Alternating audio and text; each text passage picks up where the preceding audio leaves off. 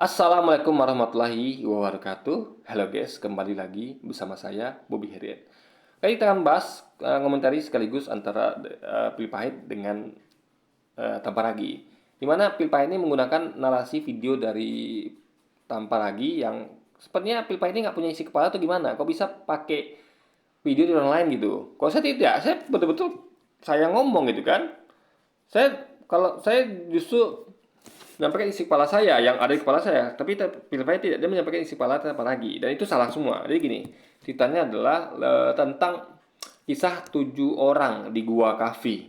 Jadi kalau Quran itu mengenalnya dalam Islam itu, di Quran itu disebutkan sebagai Gua Kafi, penghuni Gua Kafi, di mana ada sekitar jumlah tidak tahu ya, tapi kurang lebih berapa orang lah dan seekor anjing gitu kan, yang tertidur di dalam Gua Kafi selama ratusan tahun, yang mereka itu ketika keluar mereka ternyata bertemu dengan suatu hal yang baru karena mereka tidak melewati zaman gitu sekitar ratusan tahun, sehingga mereka menemukan sesuatu yang asing yang mereka tidak ada di zaman mereka karena mereka tidur di situ kan. Nah, itu di Alkitab juga ada, di sumber-sumber Kristen juga ada. Bukan sumber Kristen, di sumber-sumber lain juga ada gitu, yang mana itu mereka jelas menunjuknya sebagai 7 orang gitu kan. Nah,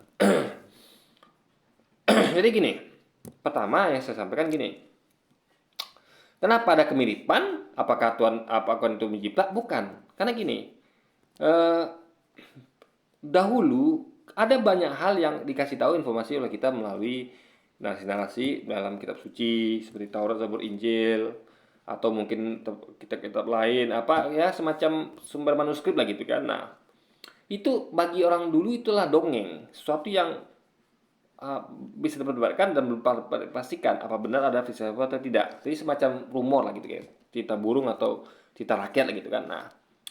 Nah, Quran itu mengonfirmasikan bahwa itu bukan dongeng gitu. Jadi Quran tuh memberitahu bahwa kalau Quran tuh mengulang kisah itu, berarti itu bukan dongeng.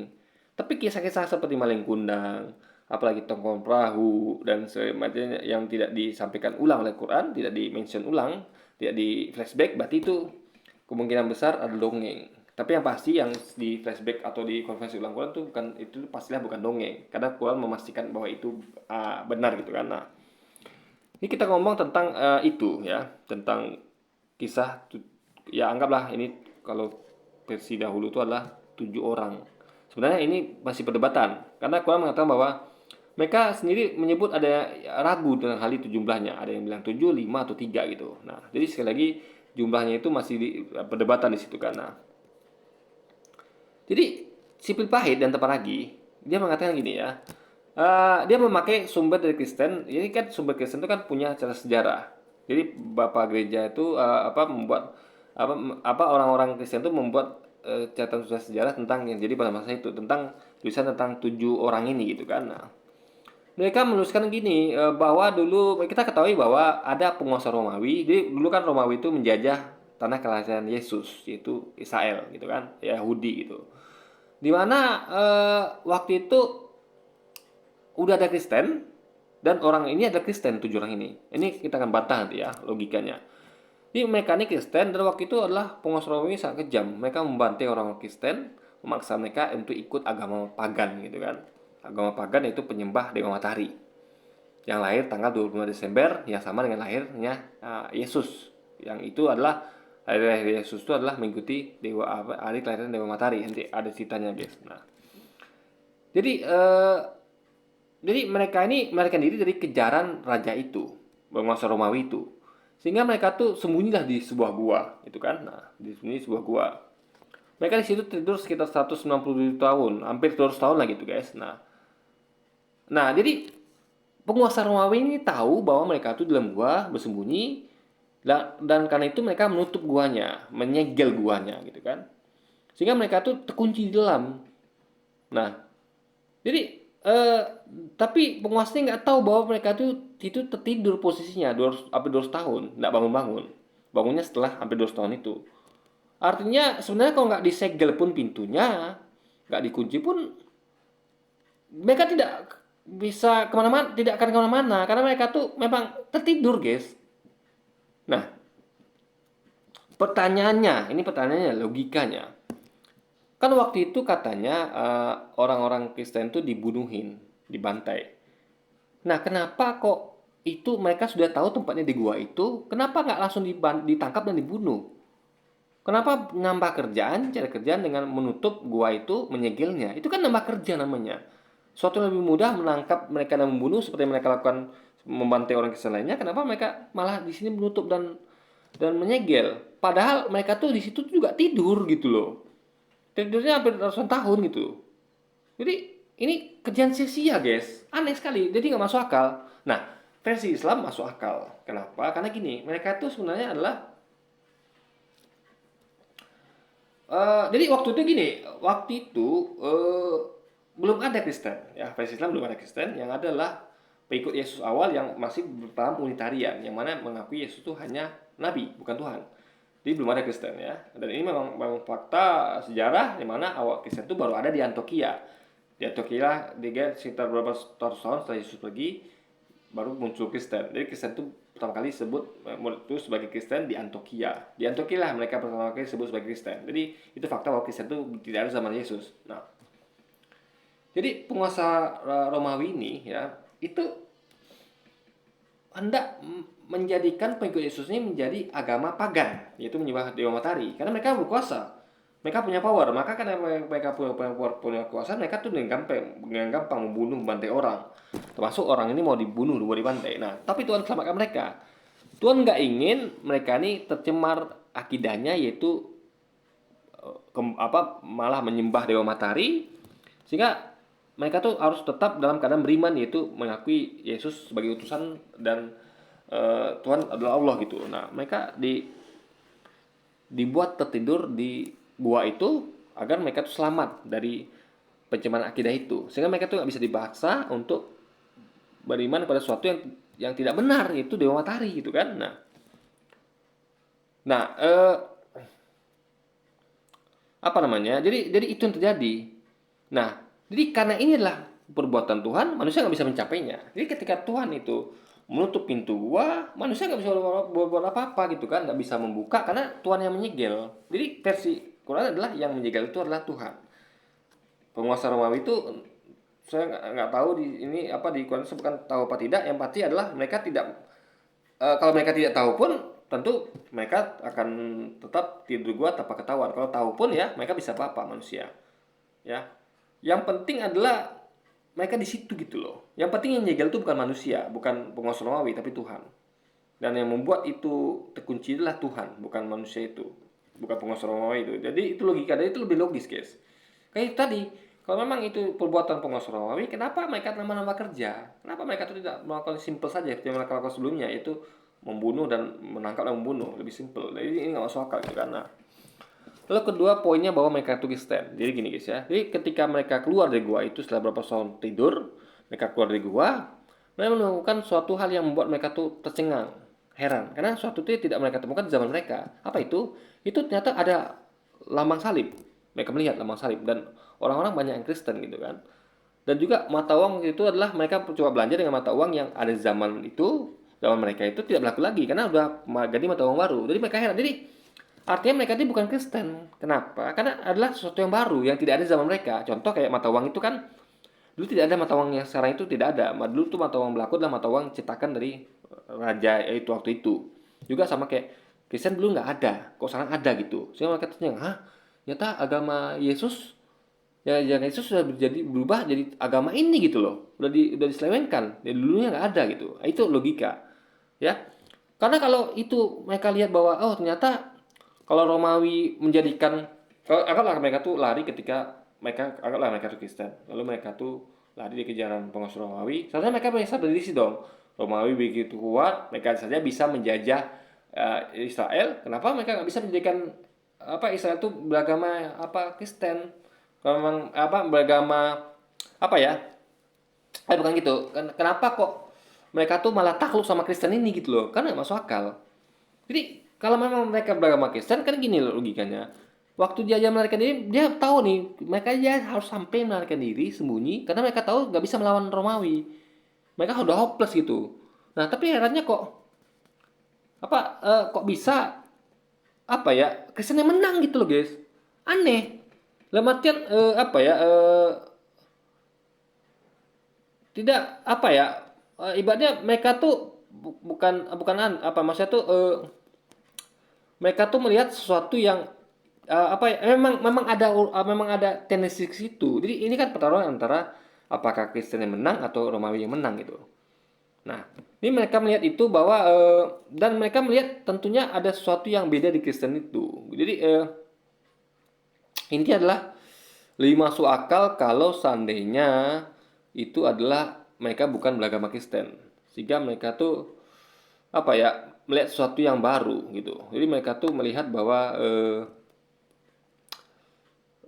jadi mereka tuh melihat bahwa ini kok jadi Kristen kok dulu kok ibaratnya kok bisa kalah Yesus itu guys, suatu hal yang aneh gitu. Mereka meyakini bahwa itu kan Yesus itu punya kekuatan untuk apa ya untuk berhasil tapi ternyata gagal gitu kan, berarti mereka terkejut kok bisa gagal ini gitu kan. Nah jadi itu adalah kalau memang apa namanya karena itu kan agama itu kan bercampur karena kali lahir Dewa Matahari kan tanggal 25 dan sebagainya. Jadi gini guys ya,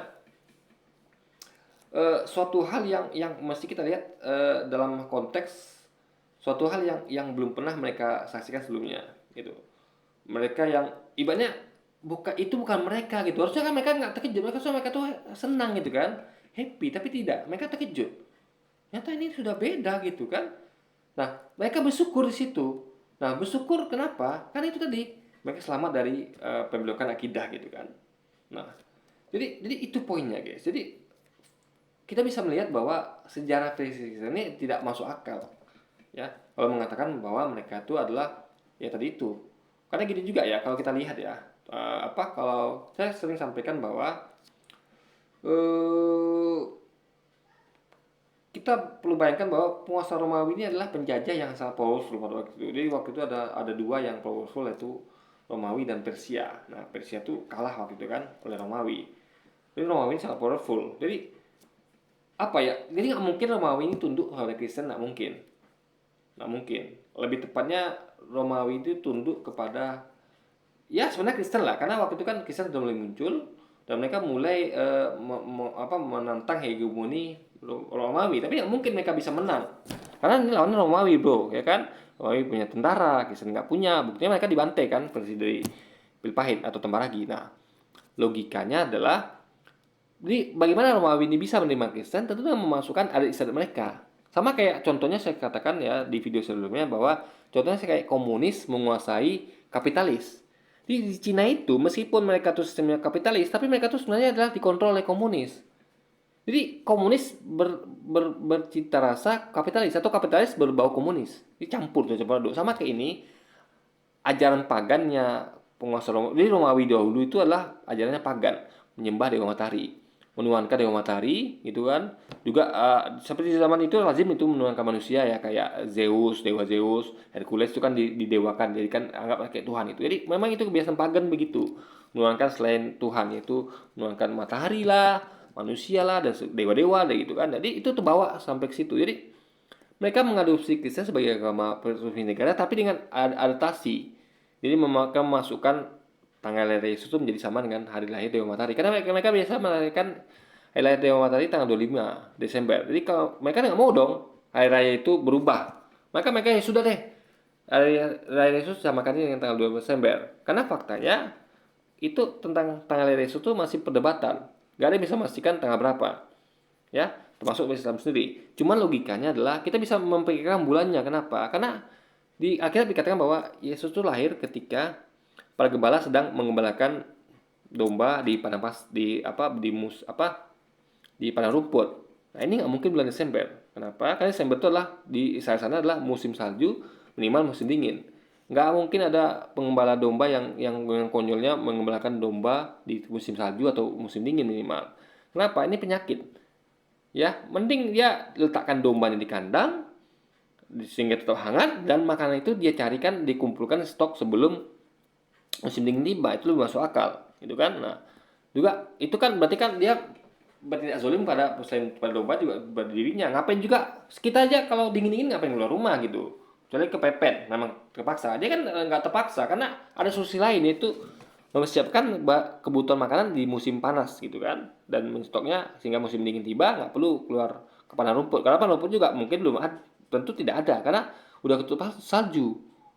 Mana mungkin domba makan rumput yang dingin atau ketutup salju, kan itu apa hampir mustahil guys. Dan juga diceritakan waktu itu di Quran kan lebih masuk akal bahwa dan nyambung dengan tadi bahwa waktu itu gembala sedang mengembalakan domba, itu musim panas, berarti sekitar kalau kita lihat itu sekitaran Agustus September harusnya guys. Nah di Quran itu kan nyambung dengan dimana ibunya itu Maryam, atau mereka sebut Maria itu apa, melahirkan Yesus. Yesus itu Nabi Isa itu di bawah pohon kurma, dari pohon kurma tuh masak di situ kan. Jadi ini jelas sekali bukan musim dingin tuh, musim salju, karena kurma, kita ngomong tentang buah kurma berbuah itu di musim panas gitu kan. Nah, ini menjadi hal yang masuk akal guys, sehingga jadi semuanya itu menjadi masuk akal ketika kita kaitkan dengan Islam, dengan sejarah Islam. Dan itu dengan sejarah Kristen tadi nggak masuk akal gitu. Karena aneh bagi kita, kenapa kok penguasa Romawi contohnya menambah kerja gitu kan dan tidak efisien. Jadi hal seperti itu guys. Jadi kita ketahui bahwa terbukti bahwa apa yang disampaikan oleh Philip atau apalagi itu tidak benar gitu. Sejarah Kristennya benar, dalam arti memang itu sejarah Kristen, tapi justru sejarah itu tidak benar logikanya gitu. Karena aneh gitu guys. Kenapa kok itu yang dilakukan oleh penguasa Romawi, dan intinya adalah seperti saya katakan bahwa ada penyimpangan di situ, di mana penguasa Romawi mengadopsi agama Kristen menjadi agama negara, tapi dengan konsekuensi itu tadi dicampur dengan agama pagan. Sama kayak kalau kita kayak ada tahu kayak Islam kejawen lah, Islam Jawa kejawen gitu, di mana ya Islam juga tapi dia bercampur dengan agama leluhur, di mana mereka percaya sebagian ajaran leluhur dengan Islam dicampur gitu guys. Mereka masih percaya pada hal-hal ya kepercayaan leluhur lagi itu. Nah itu kan bukan Islam yang murni. Jadi sama kayak gitu, Kristen itu adalah mirip seperti agama Islam Jawen gitu guys, mirip. Ini mencampur antara ajaran leluhur dengan ajaran Islam. Kalau ini adalah Kristen adalah mencampur ajaran Yesus dengan ajaran pagan Romawi kuno. Oke, jadi mungkin sekian dulu aja video kita kali ini, dan sampai jumpa lagi di video-video selanjutnya. Wassalamualaikum warahmatullahi wabarakatuh guys.